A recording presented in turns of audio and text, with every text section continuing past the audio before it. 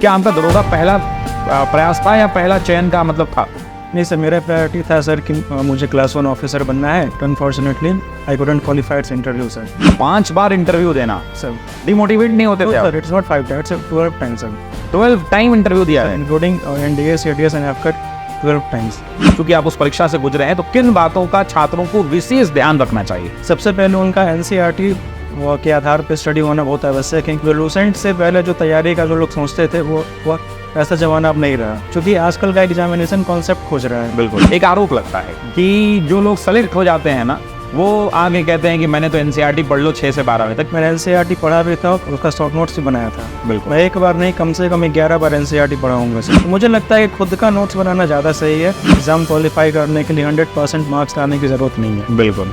आप 60 या 70% ला करके एग्जाम क्वालिफाई कर सकते हैं। आपको तलवार चलाने की कला ही नहीं आ रही, तो कितना लड़ पाएंगे? कितना लड़ पाएंगे? अच्छा, आपका ये कौन सा अटेम्प्ट था? पहला, दूसरा, तीसरा? कौन अटेम्प्ट बिहार दरोगा आपने क्वालिफाई किया? सर ये मेरा पहला अटेम्प्ट। सबसे अच्छी बात ये लगती है कि जो दबे कुचले लोग हैं जिन्हें जस्टिस नहीं मिलता है, अगर आप उनको सपोर्ट करते हैं, कुछ लाते हैं, उसमें एक खुशी मिलती है। सर जो नहीं पढ़ेंगे उनके नहीं पढ़ने के लिए बहुत एक्सक्यूजेस हो जाएंगे सर, लेकिन पढ़ने के लिए एक एक्सक्यूज काफ़ी है सर। तो ये डिमोटिवेशन को अपने मन पे हावी नहीं होने देना है। किसी का भी रिजल्ट हो सकता है, बस कॉन्सेप्ट और तैयारी की ज़रूरत है सर। अपना टाइम मैनेजमेंट इतने अच्छे से करें ताकि आप कम समय में ज़्यादा से ज़्यादा सिलेबस को कवर कर सकें, कि थोड़ा सा डेविएशन से बचें और डिमोटिवेशन से भी बचें, तो आप डिस्ट्रैक्ट नहीं होंगे और ये आपको रिजल्ट दिला देगा।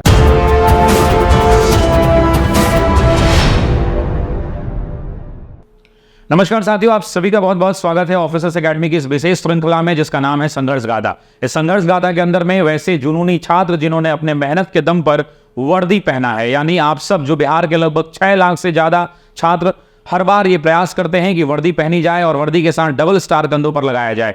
कहते हैं बिहार दरोगा की परीक्षा हमेशा से चुनौतियों से पूर्ण रही है और लाखों छात्रों की भीड़ से कुछ चंद हजार छात्र फाइनल सिलेक्शन ले पाते हैं। आज हमारे साथ मौजूद है शिवशंकर जी। शिवशंकर के बारे में बस इतना बता सकता हूं, एक ऐसा विद्यार्थी जिसने 5 बार सीडीएस की परीक्षा को पास किया है और उनके इंटरव्यू राउंड में आउट हुए हैं। एक ऐसा विद्यार्थी जो एफकेट जो एग्जाम होता है, एफकेट को भी उन्होंने पास किया और इंटरव्यू में आउट हुए हैं और फाइनली अंतिम रूप से 24-40 के अंदर में दरोगा के पद पर चयनित है। शिवशंकर, आपका बहुत बहुत स्वागत है। Thank you sir. शिवशंकर, मेरे 2-3 मूल सवाल हैं कि क्या आप सही में दरोगा बनना चाहते थे या कोई और आपका ड्रीम था? क्योंकि 5-5 बार सीडीएस की परीक्षा और साथ में एफकेट जैसी परीक्षा, जो प्रतिष्ठित परीक्षाएं हैं जहां से लोग अच्छे अधिकारी बनकर निकलते हैं, क्या आपका दरोगा पहला प्रयास था या पहला चयन का मतलब था? नहीं सर, मेरा प्रायोरिटी था सर कि मुझे क्लास 1 ऑफिसर बनना है जी। इसलिए सर मैं सीडीएस, एनडीए और एफकट जैसे एग्जाम में अपना अटेम्प्ट देता था सर। बहुत बार मैंने एग्जाम क्लियर भी किया, but unfortunately I couldn't qualified interview sir. See it's very, मतलब ये 5 बार इंटरव्यू देना सर, डिमोटिवेट नहीं होते थे? Sir it's not 5 times, 12 times sir. 12 time interview दिया है including NDA, CDS and AFCAT 12 times. भाई सुपर्ब। सो फाइनली आप दरोगा के पद पे चयनित हैं और शिवशंकर, अभी बिहार दरोगा का फॉर्म भी निकला है, 1275 सीटें आई हैं। वो विद्यार्थी जो बिल्कुल जीरो लेवल से शुरुआत करना चाहते हैं, बहुत सारे 2 तरह के विद्यार्थी होते हैं, एक जो बिल्कुल अभी ग्रेजुएट हुए हैं जिनको अभी शुरू से तैयारी करनी है, और वैसे विद्यार्थी जो 1-2 साल से पढ़ाई निरंतर जीएस का किसी न किसी माध्यम से कर रहे हैं। तो उन दोनों को अगर आप देखेंगे तो सबसे पहला जो दरोगा की चुनौतियां हैं, चूंकि आप उस परीक्षा से गुजरे हैं, तो किन बातों का छात्रों को विशेष ध्यान रखना चाहिए? सर दरोगा एग्जामिनेशन के लिए मैं फर्स्ट ऑफ ऑल ये कहना चाहूँगा बिगनर्स के लिए जो जस्ट अभी स्टार्ट कर रहे हैं, सबसे पहले उनका एनसीईआरटी के आधार पर स्टडी होना बहुत आवश्यक है, क्योंकि जो लूसेंट से पहले जो तैयारी का जो लोग सोचते थे वो ऐसा जमाना अब नहीं रहा। क्योंकि लूसेंट एक ऑब्जेक्टिव बुक है, ऑब्जेक्टिव टाइप का उसमें मटेरियल दिया हुआ है, बट आज का एक परिवेश में एग्जामिनेशन का कॉन्सेप्ट चेंज होता जा रहा है। सो एनसीईआरटी का स्टडी बहुत ज़रूरत है। आर्ट्स पेपर के लिए आपका 12 तक का एनसीईआरटी होना ही चाहिए, और साइंस के लिए आपका मिनिमम 10 तक का, 8, 9, 10 का होना चाहिए एनसीईआरटी पे पकड़। उसके अलावा आपका प्रीवियस ईयर क्वेश्चन पे कमांड होना चाहिए। देन आप जो है आप इतना कर लेते हैं तो आपका तैयारी हो जाएगा। अब जो वैसे विद्यार्थी सर जो पिछले 2-3 साल से तैयारी कर रहे हैं, उनका सिलेक्शन अभी तक नहीं हो पाया है, तो मैं यही मानता हूँ सर उनके अंदर यही कमी है कि वो एनसीईआरटी को नहीं पढ़े। वो ऑनलाइनर बुक्स के ऊपर डिपेंड है सर, वो ऑब्वियसली ऑनलाइनर बुक के ऊपर डिपेंड है। लूसेंट हो गया, स्पीडी टाइप से बुक्स जो कि ऑनलाइनर है सर, जिनमें कॉन्सेप्ट नहीं है, क्योंकि आजकल का एग्जामिनेशन कॉन्सेप्ट खोज रहा है। बिल्कुल। तो कॉन्सेप्ट के लिए एनसीईआरटी पढ़ना पड़ता है, और एक जो एक्सपीरियंस टीचर है उनके गाइडेंस में उनका एक जो होता है कॉन्सेप्ट वो लेना पड़ता है। बिल्कुल। तभी जाके एग्जामिनेशन क्लियर हो पाएगा, नहीं तो अक्सर उनके साथ वही होता रहेगा, 2 नंबर 4 नंबर 5 नंबर से आउट होते रहेंगे पीटी या मेंस में। तो सर इसके लिए एनसीईआरटी बेहद बेहद जरूरी है। देखिए एनसीईआरटी जो आप कह रहे हैं, वास्तविकता में अगर बात की जाए तो छात्र एक वजन ले लेते हैं कि एनसीईआरटी सर काफ़ी लैंग्वेज कठिन है। क्या हकीकत में लोग एनसीईआरटी पढ़ के कलेक्शन ले रहे हैं, मतलब बच्चे पढ़ रहे हैं, या फिर सिर्फ जब लोग, एक आरोप लगता है आप जैसे लोगों पर, एक आरोप लगता है कि जो लोग सेलेक्ट हो जाते हैं ना, वो आगे कहते हैं कि मैंने तो एनसीईआरटी पढ़ लो 6 से 12वीं तक। क्या हकीकत में आपने पढ़ा था एनसीईआरटी? बिल्कुल सर, मैंने एनसीईआरटी पढ़ा भी था, उसका शॉर्ट नोट्स भी बनाया था। बिल्कुल। मैं एक बार नहीं, कम से कम 11 बार एनसीईआरटी पढ़ा होऊंगा सर। मैंने एनसीईआरटी का शॉर्ट नोट्स निकाला सर, उसके साथ मैंने अपना भी मटेरियल ऐड किया सर। बिल्कुल। जो मुझे प्रीवियस ईयर क्वेश्चन से मिले या फिर और भी सोर्सेज से मिले, तो इन सब से सर मेरा एक नोट्स कलेक्ट हो गया। तो जब एग्जामिनेशन नज़दीक आया तो मैं उस नोट्स का शॉर्ट रिवीजन भी कर पाया, लेकिन ये तभी पॉसिबल हो पाया सर जब मैंने एनसीईआरटी पढ़ा था। अच्छा एक बात और बताइए कि नोट्स के लिए जैसे लोग कहते हैं आज के दुनिया में कि पीडीएफ पढ़ लो, शॉर्ट नोट्स पढ़ लो, किसी और के मार्केट में रेडीमेड नोट्स मिल रहे हैं उनको पढ़ लो। आप चूंकि इस परीक्षा से गुजरे हैं, आप 5 बार सीडीएस की परीक्षा पास किए हैं, 5 साल लगातार, वो भी आपने एफकेट पास किया है, तो आपने ये क्या महसूस किया कि मार्केट में जो बाजार के अंदर में नोट्स मिल रहे हैं, क्या वो नोट्स उतने कारगर होते हैं कि खुद से बनाया जाए, और बनाया जाए तो कैसे बनाया जाए, एक बार बताइए छात्रों। सर मेरा ऐसा मानना है सर कि जो मार्केट में नोट्स मिलता है सर, वो किसी एक स्टूडेंट का बनाया हुआ होता है, जो वो खुद के लिए बनाया हुआ, अपने लेवल से वो बना। हाँ, वो अपने लेवल से खुद के लिए बनाया है सर। लेकिन मुझे लगता है सर कि जो मतलब दूसरे स्टूडेंट उन्हें उसे पढ़ते हैं तो वो समझ नहीं पाते हैं कॉन्सेप्ट को, और सबसे पहला एक हैंड राइटिंग इशू हो जाता है। अगर हैंड राइटिंग क्लियर है भी है तो वो को क्या कॉन्सेप्ट बताना चाह रहे हैं वो कॉन्सेप्ट इशू हो जाता है। तो मुझे लगता है कि खुद का नोट्स बनाना ज़्यादा सही है, और अगर किसी के सुपरविजन में बना रहे हैं तो बहुत अच्छी बात है। सब इतना कम समय है, जैसे अभी वैकेंसी आई है, 3 महीने का समय है, तो 3 महीने के समय में क्या ये संभव है? हकीकत बात बताइएगा शिवशंकर जी, जो कि बहुत सारे लोग छात्र वीडियो देखेंगे, 3 महीने में क्या संभव है कि एनसीईआरटी को 6 से 12वीं तक पढ़ लिया जाए, उसका नोट्स बना लिया जाए, और उसके बाद रिवीजन कर लिया जाए, फिर मॉक टेस्ट लगा लिया जाए, टेस्ट सीरीज दे दिया जाए, और जाके परीक्षा दे दिया जाए? सर 3 महीने, या तो बरसाती मेढक ना बने, ये भी एक हो सकता है। सर 3 महीने में पॉसिबल तो नहीं है, लेकिन काफ़ी हद तक किया जा सकता है। और मेरा ऐसा मानना है एग्ज़ाम क्वालिफाई करने के लिए 100% मार्क्स लाने की ज़रूरत नहीं है। बिल्कुल, आप 60 या 70% लाकर फिर एग्ज़ाम क्वालिफाई कर सकते हैं। तो जो आपका मेन सब्जेक्ट होता है, जैसे साइंस हो गया, हिस्ट्री हो गया, करंट अफेयर हो गया, इन सब चीज़ों को पढ़ के आप अपना रिजल्ट ला सकते हैं। हाँ, लेकिन उसके बाद जो आपका मेंस के लिए वो समय बचेगा उसमें आप कर सकते हैं। अच्छा एक बात और समझाइए, मान लीजिए कि एनसीईआरटी एक बच्चा अभी पढ़ना शुरू करता है, वो बच्चा एनसीईआरटी किन विषयों को प्राथमिकता है? जैसे आप कहेंगे कि सर इतिहास का पढ़ लें, साइंस का पढ़ लें, किसका, मान लीजिए समय कम है तो किसका एनसीईआरटी एक बार वो पढ़ ले? सर मेरा ऐसा मानना है सबसे पहले साइंस का पढ़ना चाहिए सर। साइंस एकदम बिल्कुल सही। ये जो एक मार्केट में रिसेंट किताब है उनसे हट के साइंस पढ़ना चाहिए। अच्छा साइंस में क्या 11 12 हकीकत में पढ़ना चाहिए उतना लेवल? नो सर, क्या 11 12 पढ़ने की आवश्यकता नहीं है। क्लास 8 9 10 एनफ है कोई भी कॉम्पिटेटिव एग्जाम के लिए जो बिहार में होते हैं। देखिए भाई, क्लास 8 9 और 10 ये 3 एनसीईआरटी पढ़िए, और साइंस सबसे पहले पढ़िए। बिल्कुल सर। सर उसके बाद अगर कोई साइंस कंप्लीट कर लेते हैं देन आप 9 10 11 12 का हिस्ट्री पढ़ सकते हैं, ज्योग्राफी पढ़ सकते हैं। हिस्ट्री और ज्योग्राफी में तो 11th वाली काफ़ी है, 10th अगर पढ़ ले, 11th एक किताब पढ़ ले तो काफ़ी है सर। अब उसके बाद ये आता है सर कि आजकल पॉलिटी में संविधान से क्वेश्चन ना पूछ के पॉलिटिकल थ्योरी से क्वेश्चन पूछ। बिल्कुल, आजकल रिसेंट ट्रेंड यही हो गया है सर। जैसे आपका जो 2300 वाला दरोगा बहाली हुआ था सर, उसमें भी सर पॉलिटिकल थॉट से बहुत सारे क्वेश्चंस आए थे सर, तो लोगों को समझ में नहीं आ रहा था कि कहाँ से सवाल आ रहा है। तो सर ये 11th क्लास के एनसीईआरटी की बुक है पॉलिटिकल थ्योरी की। 2 किताबें हैं 11th में, एक किताब है जो नॉर्मल हमारी कॉन्स्टिट्यूशन वाली किताब है, और एक ये है सर। तो जो पॉलिटिकल थ्योरी को पढ़ लें, लेकिन उसमें पूरा पढ़ने की जरूरत नहीं है सर। और मेरा ऐसा मानना है बिहार के एग्जाम के लिए जो बॉक्स में करके दिया रहता है, और किसी थिंकर का उनका जो स्टेटमेंट है या कोई ईयर दिया हुआ है, कहाँ बेस्ड थे, कौन सी थ्योरी दी थी, कौन सी किताब लिखी थी, बस जो बॉक्स में दिया हुआ है बस वो पढ़ लें, बॉक्स वाला चीज पढ़ लें। ठीक है। और जहाँ तक बात सर इकोनॉमिक्स की रही, तो इकोनॉमिक्स में सर जो ट्रेडिशनल पूछता था जीडीपी, जीएनपी, नेशनल इनकम, अब इससे हट के कुछ और पूछ रहा है सर। करंट रिलेटेड इकोनॉमी आ रहा है, करंट रिलेटेड आ रहा है सर, और थोड़ा कॉन्सेप्ट इसमें आ रहा है। इसके लिए भी सर 11th का सर एनसीईआरटी पढ़ना जरूरी हो गया, माइक्रो और मैक्रो दोनों, माइक्रो और मैक्रो दोनों सर। और इसमें सर थोड़ा सा दोनों तो काफी कठिन हो जाता है। हम लोग जनरली बीपीएससी के छात्र एक किताब पढ़ते हैं, लेकिन थ्योरी इसके लिए पढ़ना पड़ेगा, चूक हो जाती है सर। क्योंकि सर जब मैं अपनी तैयारी करता था वो सीडीएस के लिए और असिस्टेंट कमांडेंट के लिए, तो मैंने दोनों किताब का अपना स्टडी किया था और नोट्स भी बनाया था सर। उसमें मैंने यूट्यूब का भी सहारा लिया था। यूट्यूब पे जो अच्छे टीचर अवेलेबल थे, मैंने उनका वीडियो देखा, नोट्स बनाया, तो काफ़ी हेल्पफुल रहा सर। यूपीएससी का सवाल तक उससे सॉल्व हो। मतलब एनसीईआरटी के अंदर में अगर हम कुल मिला के देखें तो पहले इनका कहना है कि साइंस पढ़ लीजिए, साइंस पढ़ने के बाद आपके पास टाइम मिले तो हिस्ट्री पढ़िए, और हिस्ट्री पढ़ने के बाद आप जो है ज्योग्राफी की तरफ और इकोनॉमी की तरफ पढ़िए। मतलब मोर और लेस आप यही कहना चाहते हैं कि कम समय हो चाहे ज्यादा समय हो, सिलेक्शन लेना है तो पढ़ना पड़ेगा सर। और एनसीईआरटी के अलावा दूसरा कोई रास्ता नहीं है सर, नहीं। NCERT and previous year question paper. अच्छा, मॉक टेस्ट की कितनी भूमिका है? बहुत सारे ऐसे छात्र रहते हैं कि डेली एक फुल सेट मार लेंगे तो मेरा रिजल्ट हो जाएगा, क्या सब वो वास्तविकता में? सर मेरा वैसा नहीं मानना है सर। कारण यह है कि mock test is a type of test sir. हम अपना इवैल्यूएशन करते हैं ना कि अपने नॉलेज को नरिश करते हैं मॉक टेस्ट से।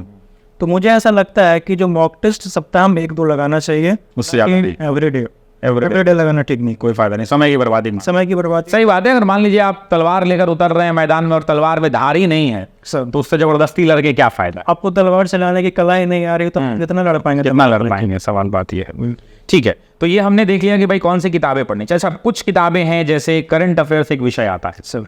कल के बीपीएससी के एग्जाम में भी करंट अफेयर्स चुनौतियों से बड़ा था, बीपीएससी के एग्जाम में भी। और जितनी भी परीक्षाएं आ रही हैं अनप्रेडिक्टेबल है कि 6 महीने का आएगा, 1 साल का आएगा, 8 महीने का पढ़े, पिछले साल का पढ़ें, प्रतियोगिता दर्पण से पढ़ें, अन्य किसी मैगजीन से पढ़ें, अर्धवार्षिकांक से पढ़ें, वार्षिकांक से पढ़ें, क्या करें? ये एक्चुअल में एक सटीक रणनीति क्या नहीं? चूंकि आपके पास अनुभव काफी अच्छा है, आपने सीडीएस जैसे प्रतिष्ठित परीक्षाओं को पास किया है, एक बार नहीं कई दफे पास किया, तो क्या रणनीति? करंट अफेयर को लेकर मेरा रणनीति यह रहता था कि मैं करंट अफेयर को डेली देखता था सर।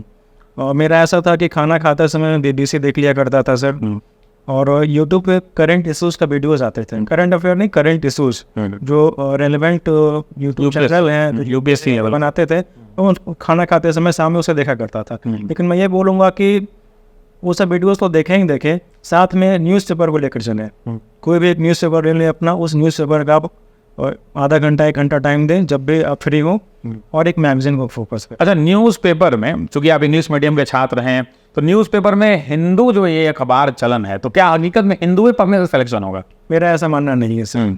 हिंदू एक स्टैंडर्ड न्यूज़पेपर, मैं इस बात को मानता हूँ, लेकिन हिंदू पढ़ने वाले सिलेक्शन लेंगे ऐसा नहीं है ना। ये जो दौर अंधी दौर में युवा दौर रहे हैं कि हिंदू का हिंदी ट्रांसलेशन पढ़ेंगे, आजकल हिंदू का हिंदू ट्रांसलेशन भी आ गया है, तो ये कर लेंगे तो हो जाएगा। मतलब कोई भी एक मानक समाचार पत्र हो जिनका समाचार पत्र प्रतिदिन अध्ययन करें। हाँ, डेली। और उसमें सभी सर एक सिलेक्शन का जो होता है ना, करंट अफेयर पिकअप का एक क्वालिटी होना चाहिए। बिल्कुल ना ये कुछ भी पढ़ लिया कि फलाना जगह ये कांड हुआ तो उसको उठा कर पढ़ने लगे, नहीं, जो एग्जाम पॉइंट ऑफ व्यू से रेलिवेंट उसे पढ़ना है। और जो तैयारी करते हैं उन्हें पता चल जाता है कौन सा पॉइंट रेलिवेंट होता है। अच्छा, अगर रेलिवेंसी की बात की जाए तो मान लीजिए कि कोई स्पोर्ट्स का न्यूज़ है, वो भी रेलिवेंट है आज के डेट में। साइंस एंड टेक का न्यूज़ है, वो भी रेलिवेंट है। कोई आदमी का डेथ हो जाता है, वो भी अगर इमिनेंट पर्सनालिटी है, वो भी इंपॉर्टेंट है। कोई हमारा सेना अवार्ड लेके आता है, मिलिट्री एक्सरसाइजेज होते हैं, ये भी इंपॉर्टेंट है। तो मतलब करंट को पढ़ते समय इन सभी बातों का ध्यान रखें सर, और उसको नोट भी करना है। बिल्कुल सर। होता क्या है सर कि करंट अफेयर में रेलिवेंसी का ध्यान रखना बहुत ही ज़रूरी है न्यूज़पेपर से, क्योंकि बहुत सारे उल ज़रूर रखवारे भी रहते हैं। अब ऐसा नहीं है सर कि अगर हम स्पोर्ट्स पढ़ रहे हैं तो पूरा क्रिकेट ही देख रहे हैं। स्पोर्ट्स का मतलब ओनली क्रिकेट भी नहीं होता है, ये प्रॉब्लम है। स्पोर्ट्स का मतलब लोग क्रिकेट नहीं समझ लेते हैं, सिर्फ क्रिकेट का न्यूज़ देखेंगे, फिर क्रिकेट के बारे में जानना चाहेंगे। अन्य जो खेलने हैं, जो ग्रैंड स्लैम है, जो भी होता है, बास्केटबॉल, वॉलीबॉल, फीफा, हॉकी, ये सब के बारे में नॉलेज होना होता है सर। तो मेरा ऐसा मानना है न्यूज़पेपर के साथ साथ एक मैगजीन को भी लेकर चलना जरूरी है, क्योंकि मैगजीन कंसोलिडेट करके देता है सर एक महीने का। मैगजीन भी लेके चलना। मैगजीन भी लेके चलना। अच्छा, मैगजीन में मतलब मंथली मैगजीन अगर कोई बच्चा पढ़ रहा है तो क्या उसको अर्धवार्षिकांक और वार्षिकांक की जरूरत है? नो सर, मेरा ऐसा मानना है कि डेविएट कर देते हैं, डेविएट हो जाता है सर। होता क्या है कि अगर आप मैगजीन पढ़ रहे हैं, मंथली मैगजीन पढ़ रहे हैं, आप उसको अंडरलाइन कर रहे हैं या फिर नोट कर रहे हैं, मेरा मानना है कि आप उसको अंडरलाइन करते चलें, क्योंकि नोट करने में बहुत टाइम लग जाता है। तो आपको अर्धवार्षिकांक और वार्षिकांक पढ़ने की आवश्यकता नहीं होगी, क्योंकि वो आपके आंखों से गुजरता रहेगा तो आपके मन में रहेगा। रिवीजन रिपीटेड हो, रिवीजन बस उसी का हो, ये इंपॉर्टेंट है, ना कि बार बार दूसरे बुक्स को पढ़ना। अच्छा, आपका ये कौन सा अटेम्प्ट था? पहला, दूसरा, तीसरा? कौन अटेम्प्ट बिहार दरोगा आपने क्वालिफाई किया? सर, ये मेरा पहला अटेम्प्ट, पहला और आखिरी अटेम्प्ट हो गया। अच्छा, पहले अटेम्प्ट में आपने ले लिया वर्दी से। तो ये आज जो वर्दी पहनते हैं, कितना जिम्मेदारियों का बोझ होता है आपको लगता है? कितना बोझ है जिम्मेदारियों का? सर, अलॉट ऑफ रिस्पॉन्सिबिलिटी है सर यहाँ पे। हाँ। सीनियर के एक्सपेक्टेशंस होते हैं और पब्लिक का भी बहुत सारा आशा होता है, तो और वर्कलोड काफ़ी ज़्यादा होता है सर, तो जिम्मेदारी बहुत है सर, लेकिन अच्छा भी लगता है काम करते हुए। कौन सी सबसे अच्छी बात आपको लगती है इसमें? सबसे अच्छी बात ये लगती है कि जो दबे कुचले लोग हैं जिन्हें जस्टिस नहीं मिलता है, अगर उनके साथ ज़्यादती हुई है, अगर वो विक्टिम है, अगर आप उनको सपोर्ट करते हैं, उनको जस्टिस दिलाते हैं, उसमें एक खुशी मिलती है। वो एक खुशी मिलती है। इन परिवार से भी काफ़ी दूर रहना पड़ता है। हाँ सर, थोड़ा सा फैमिली का इशू हो जाता है क्योंकि फैमिली पटना में रहती है और हम। खैर मुझे याद है इनके बारे में, बहुत पुराने विद्यार्थी हैं हमारे। मैं जब 2012-13 के दौर की बात कर रहा हूँ, 14 की दौर की बात कर रहा हूँ, और मैं इनको लंबे समय से जानता हूँ और काफ़ी संघर्षी लड़का है और मुझे उम्मीद है कि ये आगे चल के बड़े पदों पर भी आसीन होंगे। अच्छा एक बात और, क्या दरोगा में रहते हुए समय मिल पाता है पढ़ने का? सच बोलिएगा।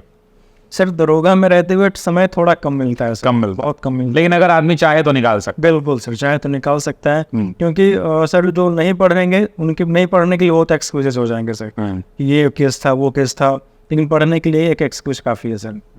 अच्छा रूटीन, एक दिनचर्या क्या होना चाहिए? जैसे आजकल का विद्यार्थी रात में 2 बजे रील देख के सोता है, मतलब अदरवाइज इसको नाले विद्यार्थी बहुत सारे ऐसे नहीं है, लेकिन बहुत सारे लोग हैं। ये जो मोबाइल की दुनिया है, ये जो इंटरनेट की, टेक्नोलॉजी का जो जमाना है कि ऐप पर क्विज लगा लेंगे, ये कर लेंगे, वो कर लेंगे, ऑनलाइन सिर्फ वीडियो देख लिया, नोट्स नहीं बना रहे हैं, कितना आप मानते हैं कि नुकसान कर रहा है? बहुत नुकसान कर रहा है सर, ये मेंटल हेल्थ के साथ साथ फिजिकल हेल्थ को भी नुकसान कर रहा है और स्टडी को तो डैमेज कर ही रहा है ये। क्योंकि मुझे ऐसा नहीं लगता है कि ऑनलाइन मतलब पढ़ते हैं लोग, लेकिन थोड़ा सा अगर आप ऑफलाइन करते हैं ज़्यादा फ्रूटफुल होता है, फिजिबिलिटी ज्यादा होती है। क्योंकि ऑनलाइन में बच्चा सो के पढ़ रहा है, लोट लेट के पढ़ रहा है, टीचर यहाँ खड़ा होकर पढ़ा रहा है वो अलग है, लेकिन बच्चा लेटा हुआ है। दूसरी बात ये सर कि कंपटीशन की भावना नहीं रहती है। बिल्कुल, सिंसियरिटी कमी हो जाती है सर अच्छा एक और बड़ी बात है कि आप जो इंटरनेट टेक्नोलॉजी का ये ज़माना है, इसमें जो ऑन द स्क्रीन है मोबाइल जो लोग इस्तेमाल कर रहे हैं, मोबाइल कहीं ना कहीं बाधक भी हो रहा है तैयारी में, इससे कैसे बचा जाए? ये कैसे बचे बच्चे?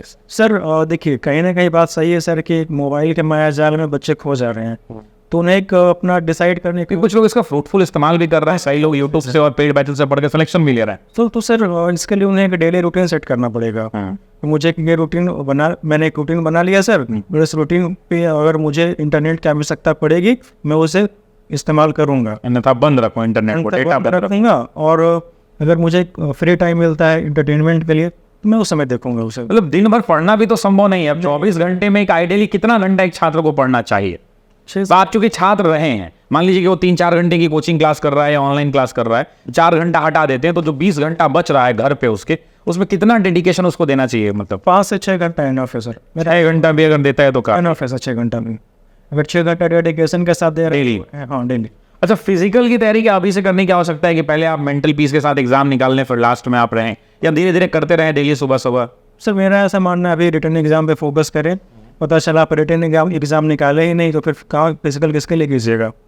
तो first of all focus on return exam. PT हो जाता है, मेंस एग्जाम दे लीजिए आप। जैसे आप मेंस एग्जाम दे देते हैं आपको पता चल जाता है मेरा स्कोर क्या आ रहा है क्या नहीं आ रहा है, उस तरह मतलब उस समय से आप अपना फिजिकल की तैयारी स्टार्ट कर दें। फिजिकल में थोड़ा आसान हो गया, 6.5 मिनट की रनिंग हो गई है तो लोग कर सकते हैं। तो फिजिकल पर ज़्यादा स्ट्रेस देने की ज़रूरत नहीं है, एक स्मार्ट तरीके से अपना जो है एग्ज़ाम पे तैयारी करें। फर्स्ट फोकस करें रिटर्न एग्ज़ाम पे, मेंस एग्ज़ाम हो जाता है रिजल्ट वेटिंग में रहेगा, उसी समय से अपना फिजिकल का तैयारी। अच्छा मेंस की तैयारी क्या एक साथ इंटीग्रेटेड होनी चाहिए कि एक बार पहले प्रीलिम्स की परीक्षा आ गई है, अभी के संदर्भ में अगर बात करें तो वैकेंसी आ गई है, अब सारे छात्र जुड़ जाएंगे, तो अब तो उनको प्री फोकस्ड होना चाहिए ज़्यादा? जो 1275 वाले लोग हैं वो क्या होना चाहिए अभी? सर मेरा ऐसा मानना है सर मेंस और प्री में ज़्यादा डिफरेंस है। क्वेश्चन का लेवल स्टैंडर्ड दोनों सेम ही है, इक्विवेलेंट रहते हैं। इक्विवेलेंट है, तो अगर आप प्री का तैयारी, कोई स्टूडेंट प्री का तैयारी कर रहा है तो उसका मेंस का भी तैयारी हो रहा है, ऑटोमेटिकली हो रहा है। तो बस फोकस इस बात पे रखना है उनका तैयारी स्टैंडर्ड तरीके से हो और डिप नॉलेज हो उनके पास, ताकि क्वेश्चन एग्जाम में आता है कॉन्सेप्ट से। अच्छा अगर कोई बच्चा ऐसे करे कि मान लीजिए थोड़ी देर के लिए मैं ही टीचर हूँ, मैं आपसे एक समझना चाह रहा हूँ ताकि आपसे सीख कर मैं इसको इंप्लीमेंट भी कर सकूँ। मान लीजिए कि मैं एक टॉपिक पढ़ा रहा हूँ रिवोल्ट ऑफ 1857, तो हम जो क्लास में अपना लेक्चर डिलीवर करते हैं, मैंने 1.5 घंटे में एक लेक्चर पढ़ा दिया रिवोल्ट ऑफ 1857, क्या अगर हम अपने पाठ्यक्रम में ऐसा बदलाव लाएं कि मैंने 1857 की क्रांति पूरी पढ़ा दी, उसके बाद हमारे टीचर्स जो है एनसीईआरटी के जिस पेज में, जिस किताब में, क्लास 12 की जिस किताब में, जिस चैप्टर में एनसीईआरटी है, उस 2-3 क्योंकि एनसीईआरटी में कोई भी टॉपिक 2 से 3 पन्ना में खत्म हो जाता है, बड़ा से बड़ा टॉपिक, तो वो 3 पन्ना हम बोर्ड पर लगा के उसको भी बच्चों को पढ़ा दे और उसके बाद एमसीक्यू करा दे, क्या इतना एनफ है इस दरोगा के लिए? हाँ सर इतना एनफ है सर, इतना से सिलेक्शन हो जाएगा, आराम से हो जाएगा सर। अगर हम उनके साथ उनको टॉपिक पढ़ा दें, टॉपिक पढ़ाने के बाद हम उनके एनसीईआरटी वाले टॉपिक को वहाँ से काट के उस पेज को वहाँ पर अंडरलाइन करके चीज़ों को समझा दे, तो एनफ है। एनफ है सर, क्योंकि सर जो रिक्वायर्ड कॉन्सेप्ट होगा वो आप अपने लेक्चर में कंप्लीट कीजिएगा ही कीजिएगा। साथ में एनसीईआरटी में कुछ एक्स्ट्रा लाइंस होते हैं, वो भी शब्द कुछ बात जो टेक्निकलिटीज जो टेक्निकलिटी है सर, और कुछ एक्स्ट्रा लाइंस होते हैं वो भी आप प्रोवाइड कर रहे हैं, तो उससे काम हो जाए मोर देन एनफ। मतलब उतना ये स्ट्रैटेजी एकदम परफेक्ट रहेगी। परफेक्ट है सर, सिर्फ दरोगा के लिए नहीं, आप इस कॉन्सेप्ट के साथ आप बीपीएससी जैसा एग्जाम्स को भी अटेम्प्ट कर सकते हैं। मतलब अगर हम अपने पाठ्यक्रम में अगर मैं ही पढ़ा रहा हूँ तो मैं अगर इसको इम्प्लीमेंट करता हूँ तो छात्रों को फायदा होगा। सर बिल्कुल फायदा होगा। ठीक है, एक और सवाल, मैथ्स और रीजनिंग सर, ये मतलब छात्रों के लिए, कुछ लोगों के लिए तो बहुत आसान है, जो बैंक एसएससी की तैयारी कर रहे हैं, रेलवे परीक्षा की तैयारी कर रहे हैं, उनका रीजनिंग मैथ अच्छा होता है। सर लेकिन जो कोर बीपीएससी के छात्र हैं या अन्य जीएस कोर सब्जेक्ट्स के छात्र हैं, तो उनके लिए मैथ्स रीजनिंग हमेशा से चुनौतियों से भरा है। तो मैथ्स रीजनिंग को टैकल करने का क्या तरीका है, क्या वेटेज है, किन बातों का विशेष ध्यान रखना चाहिए? सर सब इंस्पेक्टर एग्जाम में और बीपीएससी एग्जाम में मैथ रीजनिंग का लेवल कुछ मतलब हायर लेवल का होता नहीं है, बेसिक लेवल। हाँ, बेसिक लेवल का मैथ्स रीजनिंग होते हैं यहाँ पे। तो आप एक सब्जेक्ट वाइज पहले स्टडी कर ले इसका। आप चाहे तो ऑफलाइन क्लासेस भी ले सकते हैं, चाहे तो ऑनलाइन क्लासेस भी ले सकते हैं। बहुत डीप जाने की जरूरत, बहुत डीप जाने की जरूरत नहीं है। सब मतलब टॉपिक बाय टॉपिक उसको पढ़ लें, पढ़ने के बाद उसमें प्रैक्टिस इंपॉर्टेंट होता है, तो आप प्रैक्टिस भी कर सकते हैं। टॉपिक वाइज एक कॉन्सेप्ट पढ़ ले और हर टॉपिक के अगर 25-30 सवाल लगा लेते हैं तो that is enough for prelims as well as mains also. Yes sir. अच्छा, एक और बात, दरोगा की परीक्षा में काफ़ी ज़्यादा छात्र जो हैं परीक्षा की तैयारी करते करते डिमोटिवेट होने लगते हैं। मान लीजिए कि आप और हम 2 रूम पार्टनर हैं, आपके कोई विद्यार्थी रूम पार्टनर है, आपका 100 में टेस्ट में 80 आ जाता है, रूम पार्टनर का 60 आ जाता है, तो बच्चा में डीमोटिवेशन भी बहुत जल्दी आ जा रहा है। सर उससे कैसे ओवरकम करे बच्चा? सर कैसे अपने आप को भरोसा दिलाए कि यार मेरा सिलेक्शन हो सकता है, ठीक है मैं इस टेस्ट में परफॉर्म नहीं कर पाया? सर डिमोटिवेशन प्रिपरेशन का एक पार्ट है सर। मैं भी बहुत बार डिमोटिवेट हुआ, और मेरे भी फ्रेंड सर्कल में कुछ लोग थे जिनका मार्क्स मेरे से अच्छे आते थे, लेकिन एज अ रिजल्ट ऐसा हुआ सर, आफ्टर एग्जामिनेशन उन्हीं का रिजल्ट नहीं हुआ, मेरा रिजल्ट हो गया। तो ये डिमोटिवेशन को अपने मन पे हावी नहीं होने देना है। किसी का भी रिजल्ट हो सकता है, बस कॉन्सेप्ट और तैयारी की ज़रूरत है सर। ऐसा नहीं कोई आपसे ज़्यादा मार्क्स ला रहा है तो आपसे ज़्यादा नॉलेजेबल है, वो भी एग्जाम में एलिमिनेट होता है। मैंने खुद किया एलिमिनेट। अच्छा, दोस्तों का इम्पैक्ट क्या है, रिजल्ट में क्या योगदान है? चूंकि आप रिजल्ट क्वालिफाइड हैं तो आपको क्या लगता है कि दोस्त आपके रिजल्ट को बना भी सकते हैं? क्योंकि बहुत सारे छात्र जो हैं, मैं देखता हूँ शाम में झुंड बना के चाय पीने के लिए निकले हुए हैं, समय ऊपर नीचे हो रहा है। मैं ऐसा नहीं कहता हूँ कि वो गलत है, लेकिन आपको क्या दिखती है दोस्तों की भूमिका का मूल्यांकन अगर आप करते हैं तैयारी के दौरान स्टूडेंट लाइफ में, तो आप कैसे देखते हैं इसको? सर मैं इसको पॉजिटिव और नेगेटिव दोनों तरीके से देखना चाहूँगा। अगर आपको लगता है कि आपके जो मित्र हैं आपके तैयारी में कहीं ना कहीं हेल्प कर रहे हैं या फिर उनसे आपको बेनिफिट हो रहा है, तो मैं इसको पॉजिटिवली देखूंगा। अगर आपको लगता है कि मेरा उनके साथ टाइम देने से मेरा स्टडी डैमेज हो रहा है, तैयारी अच्छे से नहीं हो पा रही है, तो आपके लिए नुकसानदेह है। ऐसे मित्र को से दूरी बना लेना ही उचित होगा। ऐसी कोई और बात जो आप कहना चाहते हैं छात्रों को, अगर अंतिम 3 संदेश देना हो, अंतिम 3 संदेश अगर देना हो छात्रों को जो दरोगा की तैयारी कर रहे हैं 1275 में, चूंकि अभी वैकेंसी आई है, तो 1275 दरोगा के छात्रों को जो भी वैकेंसी आई है उनको अगर कोई 3 बातें आप बताना चाहते हैं 1275 दरोगा वालों को कि ये 3 काम कर लो, इन 3 कामों पर विशेष ध्यान रखो, तो तुम सिलेक्शन के लिए नजदीक पहुंच सकते हो, वो कौन सी हो? और सर 1275 दरोगा के लिए मैं 3 विशेष संदेश ये देना चाहूँगा कि सबसे पहले आपका कॉन्सेप्ट क्लियर होना चाहिए और प्रीवियस ईयर क्वेश्चन का प्रैक्टिस कर लें, ये पहला मूल मंत्र है। सेकंड चीज़, अपना टाइम मैनेजमेंट इतने अच्छे से करें ताकि आप कम समय में ज़्यादा से ज़्यादा सिलेबस को कवर कर सकें। और थर्ड पॉइंट ये है कि थोड़ा सा डेविएशन से बचें और डिमोटिवेशन से भी बचें। अब अपने आप को थोड़ा सा रूम में बंद कर लें, एकांत हो जाएं और अपना तैयारी करें, तो आप डिस्ट्रैक्ट नहीं होंगे और ये आपको रिजल्ट दिला देगा। बहुत शानदार। तो फाइनली इस वीडियो को हम आज यहीं पे समाप्त करेंगे दोस्तों, लेकिन हमने काफ़ी कुछ सीखा शिवशंकर से। शिवशंकर बहुत संघर्षशील हैं और काफ़ी दिनों से तैयारी कर रहे हैं। मैं इनको काफ़ी पुराना जानता हूँ, 2013-14 से हैं, और मैं आपको एक बात का यकीन दिलाता हूँ कि ऐसे दृढ़ निश्चय वाले लोग जीवन में काफ़ी ऊंचाइयों को छूते हैं। मेरी आपको बहुत शुभकामनाएं हैं कि आप बीपीएससी जैसी परीक्षा में भी सफल हों। फिर मिलेंगे किसी अगले वीडियो में किसी अन्य शख्सियत के साथ, उनके संघर्षों की कहानी को जानेंगे और फिर बात करेंगे एक नए वीडियो। इस वीडियो को यहीं समाप्त करते हैं। वीडियो कैसा लगा कमेंट बॉक्स में जरूर बताइएगा। आप सभी का बहुत बहुत शुक्रिया और शिवशंकर आपका भी बहुत शुक्रिया। Thank you sir. Thank you so much. एक छोटे से गांव से निकल जाए ये लड़का आज अपने कंधों पर 2 सितारों को जिम्मेदारियों का वहन कर रहा है, कैसा लग रहा है आपको? बहुत ही अद्भुत महसूस कर रही है। रातें मैंने बिताई है इसके लिए। सीरियस हैं तुम पापा हो, और उसके बाद हम ऐसा नहीं अंजाम दे सकते हो ना, ऊपर पढ़ाई करिए। रातें पेपर गुजार करने से बहुत कम नॉलेज है, आप इससे बहुत कुछ सीख सकते हैं। कंटिन्यूअस 4 घंटे पढ़ें, रोज पढ़ें।